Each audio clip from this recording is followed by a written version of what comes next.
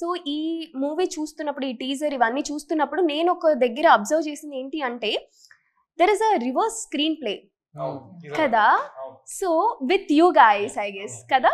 So అది ఎట్లా movie ఆ సాంగ్ లోనే ఉంటుందా, లేదంటే ఎట్లా సీక్వెన్స్ ఉండబోతోంది?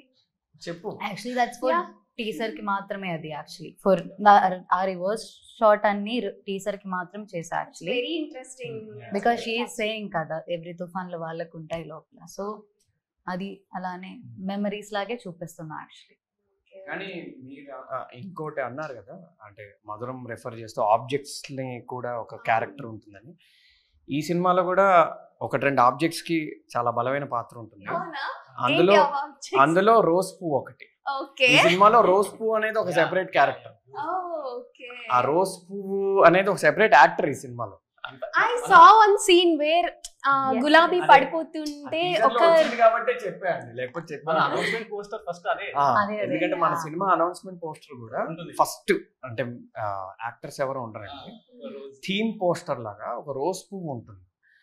అందుకే రోజ్ పువ్వు ఇప్పుడు మధురంలో ఫర్ ఎగ్జాంపుల్ కాఫీ కప్ కు క్యారెక్టర్ ఉంటుంది కదా, అలా ఇందులో రోజ్ పువ్వుకు ఒక సెపరేట్ క్యారెక్టర్ ఉంటుంది. అండ్ రోజ్ పువ్వు కూడా ఒక లీడే ఈ సినిమా. మేమే కాదు యాక్చువల్లీ ఇక్కడ రోజ్ పువ్వు మీరు ఇంటర్వ్యూ పెట్టచ్చు. సో అదేంటనేది అది ఈ సినిమాకి చాలా యూనిక్ ఎలిమెంట్ అది. ఎందుకంటే సహజంగానే ఆయన రాసే విధానంలో ఆయన ఎప్పుడు ఆబ్జెక్ట్స్ కి అంటే యాక్టర్సే కాకుండా చుట్టుపక్కల ఉన్న ఎన్విరాన్మెంట్ కి చాలా కదా. అంటే ఇప్పుడు మనతో మన చైర్స్ కూడా వాళ్ళు మాట్లాడుకుంటున్నారేమో అన్న విజన్ తో ఆలోచిస్తూ ఉంటారు ఫణి గారు.